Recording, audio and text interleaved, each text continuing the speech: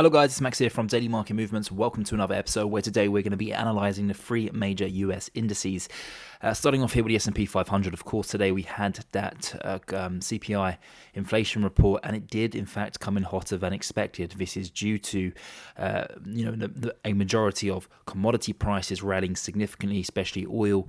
And there's also seen some inflation in car insurance prices, in food, outside the home, so that means restaurants and stuff. So we had that inflation report that come in at 3.5 versus 3.4% expected, and then on the call it coming at 0.4 versus 0.3% expected. But it was a good buying opportunity, and I posted that over on my X account and to my Signal team that you should be buying this weakness. And if you'd listened to me, you'd be making some money, because we did see the S&P 500 decline around 1.5%, and now it's already pared back about half of those losses.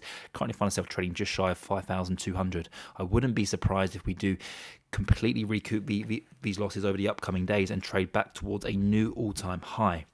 If we were to close a little bit higher than here, then we would have formed a very good looking hammer candlestick, which is obviously a great buying opportunity when you see a candle pattern occur like that. We didn't quite get down towards a 50-day EMA, but we have still bounced rather significantly, and I do expect us to continue this upside movement. Then quickly just going over to Nasdaq100, unlike the S&P 500, we actually did in fact hit the 50-day EMA, and we bounced off it perfectly. Currently find myself trading at 18,050. Now again, I do expect this market to trade higher, back up towards a new all-time high before the end of April. Again, the CPI offered a fantastic buying opportunity. Then looking at the DowJones30, very similar to the other two indexes, we did see a decline. We've already pared half of those losses, down 0.8% for the trading session, but I do expect this to improve as we work our way closer towards that closing bell. I think what's really important to understand is that there is $6.1 trillion still sat on the sidelines. Now, will all that $6.1 trillion get invested into the markets? Absolutely not. The majority of it will stay in bonds, etc., and completely other different assets. And there's some investors that also like to always keep a nice pile of cash just in case to pounce on any opportunities like what we've seen today.